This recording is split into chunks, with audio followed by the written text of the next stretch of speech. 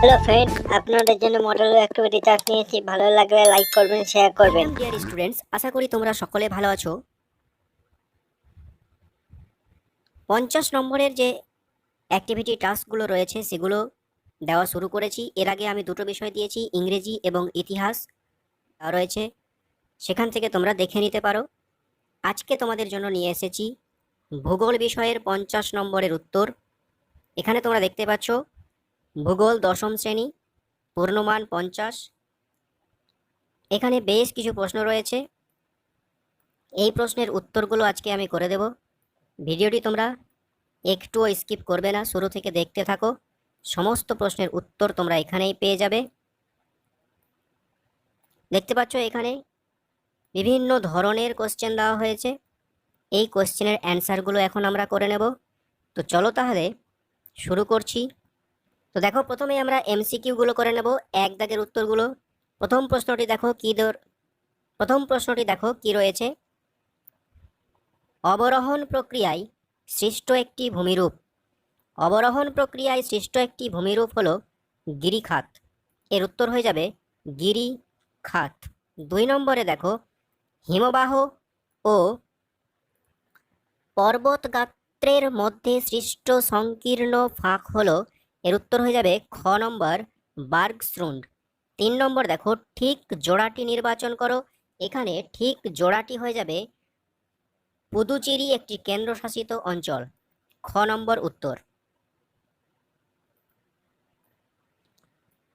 এবার দেখো, 4-এ রয়েছে আবার একটি ঠিক জোড়াটি নির্বাচন করো। এটি হয়ে যাবে বালিয়াড়ির সঙ্গে বায়ুর সঞ্চয় কাজ। 5 নম্বরে দেখো, ক্রান্তীয় চিরহরিত অরণ্যের উদ্ভিদের অন্যতম একটি বৈশিষ্ট্য হলো।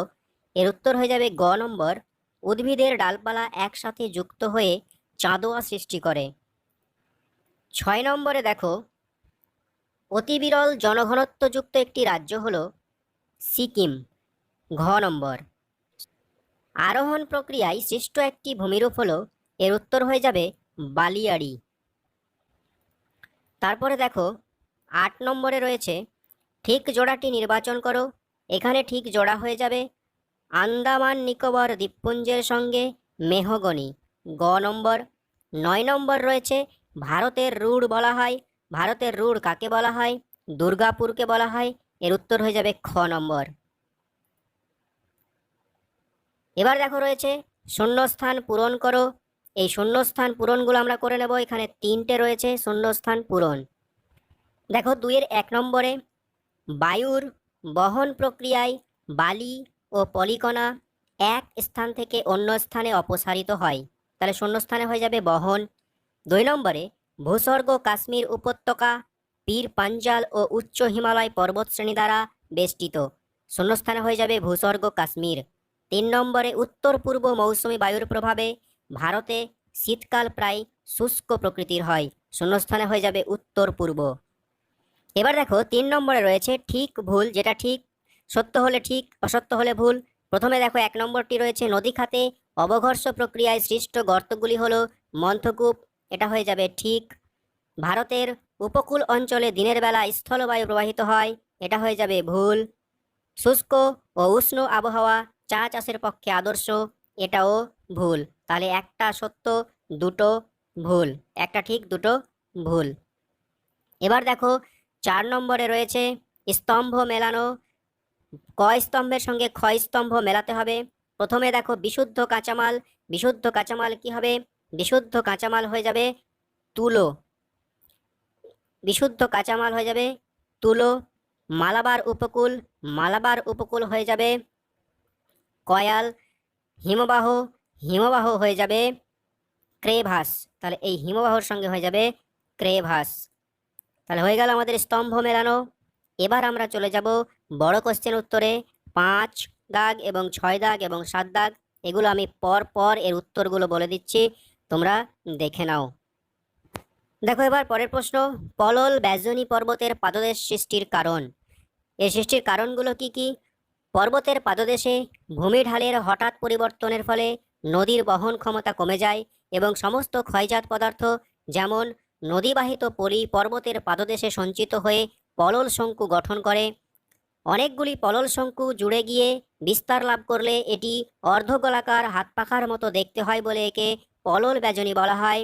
উদাহরণ, পূর্ব হিমালয়ের পাদদেশে তরাই অঞ্চলে অনেক পলল বেজনী দেখা যায়। এই হচ্ছে ছবিটা, পারলে তোমরা এই ছবিটা এঁকে দেবে। এবার যে তার পরের প্রশ্নটি ছিল, পশ্চিম বাহিনী নদী মোহনায় কোনো বদ্বীপ গড়ে ওঠেনি কেন, তার ভৌগোলিক কারণগুলো কি কি?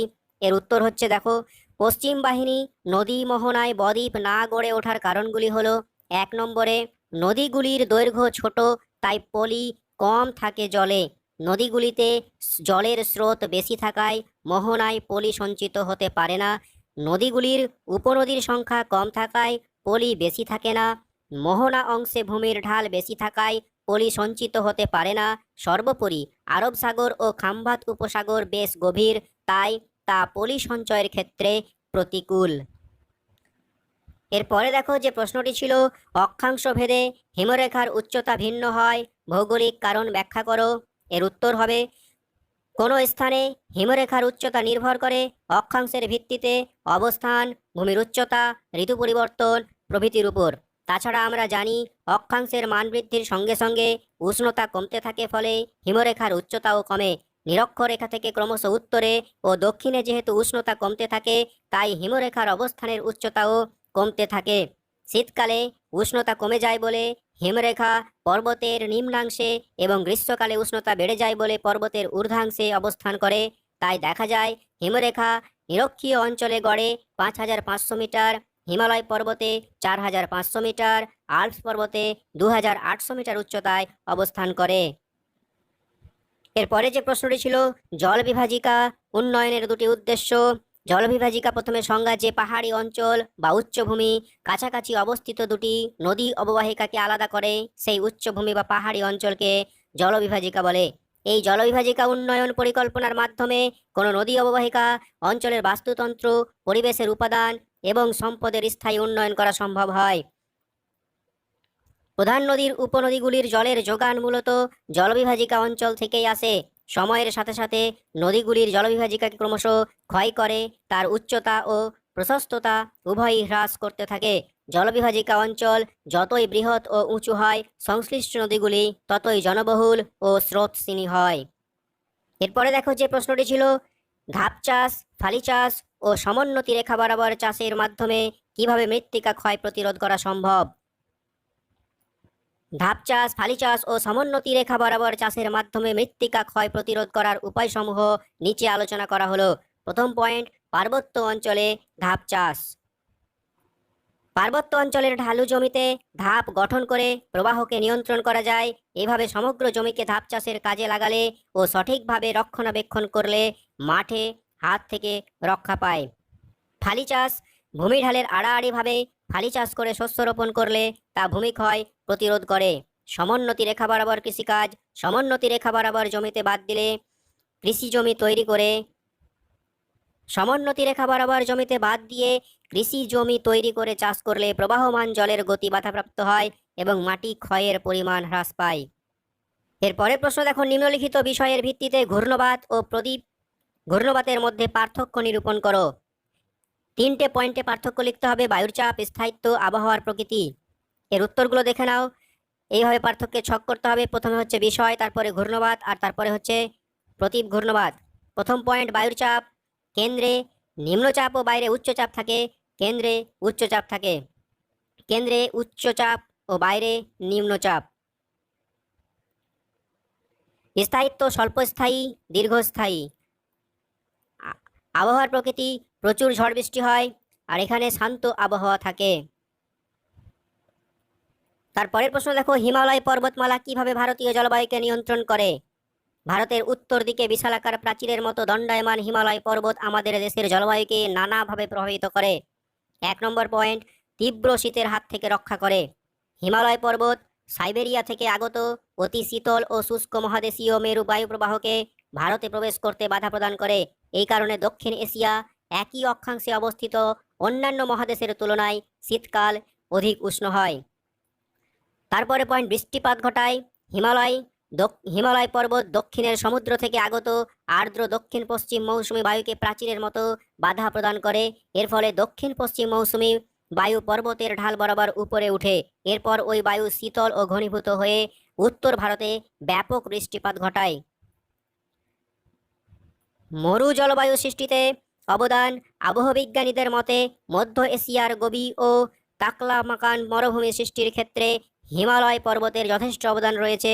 ভারতের জলবায়ুর উপর এই দুই মরুভূমির প্রভাব কম বেশি অনুভূত হয়। তার পরের প্রশ্ন দেখো, হিমালয়ের সঞ্চয় কাজের ফলে গঠিত বিভিন্ন প্রকার গ্রাবরেখার সচিত্র বর্ণনা দাও। হিমবাহ ক্ষয়কাজের সকল পদার্থ সৃষ্টি করে সেগুলি পর্বত ও পর্বতের পাদদেশে সঞ্চিত হয়। হিমবাহ নিজে এবং জলধারার সাথে মিলিতভাবে কাজ করে পদার্থের সঞ্চয় ঘটায়। হিমবাহের সঞ্চয় কাজে সৃষ্ট ভূমিরূপ গ্রাবরেখা। হিমবাহ ক্ষয়জাত পদার্থগুলিকে হিমবাহের সাথে বাহিত হয়ে উপত্যকার বিভিন্ন অংশে সঞ্চিত এইরূপ সঞ্চয়কে গ্রাবরেখা বলে। অবস্থানের ভিত্তিতে গ্রাবরেখা বিভিন্ন প্রকার, যেমন পার্শ্ব গ্রাবরেখা। হিমবাহ পদার্থকে ঠেলে এগিয়ে নিয়ে যাওয়ার সময় দুই পাশে পদার্থ সঞ্চিত হয়ে সৃষ্ট গ্রাবরেখা হলো পার্শ্ব গ্রাবরেখা। মধ্য গ্রাবরেখা, দুটি হিমবাহ পাশাপাশি প্রভাবিত হয়ে মিলন অঞ্চলে সঞ্চিত হয়ে তৈরি হয় মধ্য গ্রাবরেখা। প্রান্ত গ্রাবরেখা, হিমবাহ যেখানে এসে শেষ হয় অর্থাৎ গলে যায় সেখানে পদার্থ সঞ্চিত হয়ে সৃষ্ট হয় প্রান্ত গ্রাবরেখা। ভূমি গ্রাবরেখা, হিমালয়ের তলদেশে পদার্থ সঞ্চিত হয়ে সৃষ্ট গ্রাবরেখা হলো ভূমি গ্রাবরেখা। অবিন্যস্ত গ্রাবরেখা, হিমবাহের অগ্রভাগে ইতস্তত বিক্ষিপ্ত গ্রাবরেখা হলো অবিন্যস্ত গ্রাবরেখা। বলয়ধর্মী গ্রাবরেখা, বলয় আকারে সঞ্চিত গ্রাবরেখাগুলো হলো বলয়ধর্মী গ্রাবরেখা। স্তরায়িত গ্রাবরেখা, সমুদ্রের তলদেশে সঞ্চিত গ্রাবরেখাকে স্তরায়িত গ্রাবরেখা বলে। এই ছবিটা তোমরা পারলে একটু এঁকে দেবে খাতায়।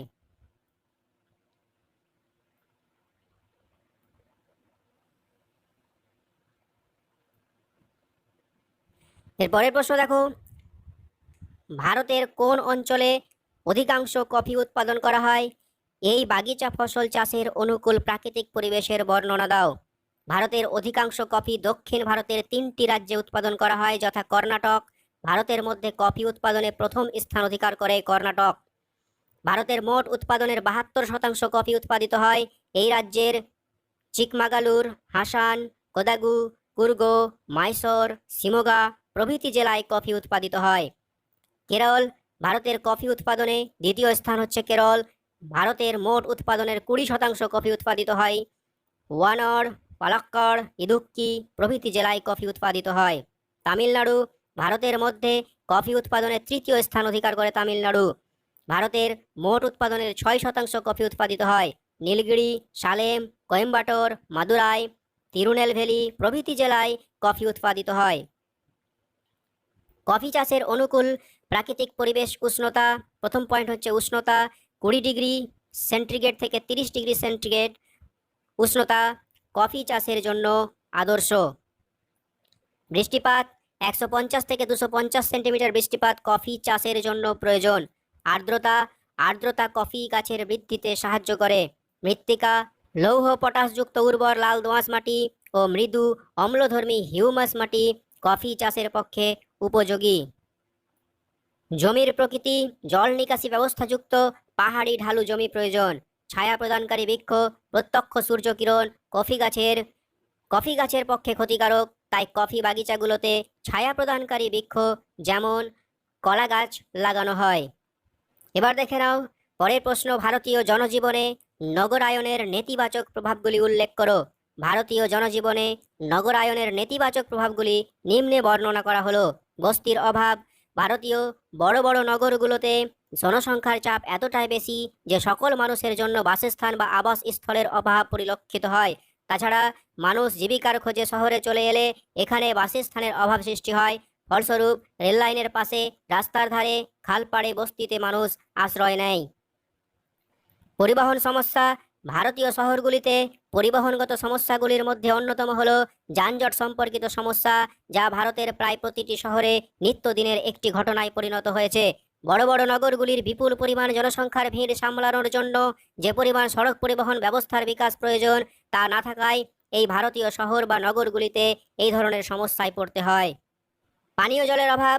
মানুষের বেঁচে থাকার জন্য প্রয়োজন হয় জলের, কিন্তু বড় বড় শহরগুলিতে বসবাসকারী মানুষের ব্যবহার ও পানীয় জলের যে বিপুল চাহিদা দেখা যায় তা অনেক সময় পূরণ করা সম্ভব হয় না। ফলে পানীয় জলের জন্য শহর ও নগরগুলিতে হাহাকার দেখা যায়। কেবলমাত্র মানুষের ব্যবহারের প্রয়োজনীয় জল নয়, শিল্প কারখানাগুলিতে প্রচুর পরিমাণ জলের প্রয়োজন পড়ে।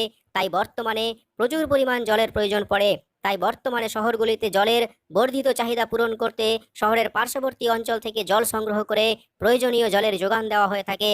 যেমন ভারতের চেন্নাই শহরে জলের অভাবজনিত সমস্যা দেখা যায়। বিদ্যুৎ সরবরাহ সমস্যা। শহর বা নগর একটি দেশ বা অঞ্চলের প্রাণকেন্দ্র হিসাবে বিবেচিত হয়। মনুষ্য পরিষেবামূলক প্রায় সব রকমের কার্যাবলীর উপস্থিতি শহরাঞ্চলে দেখা যায়। শিল্প, পরিবহন, বাণিজ্য, সামাজিক কাজে তাই নগর বা শহরাঞ্চলে প্রচুর বিদ্যুতের প্রয়োজন হয়, কিন্তু ভারতের প্রায় প্রতিটি শহরে চাহিদার তুলনায় বিদ্যুতের যোগানে ঘাটতি দেখা যায়।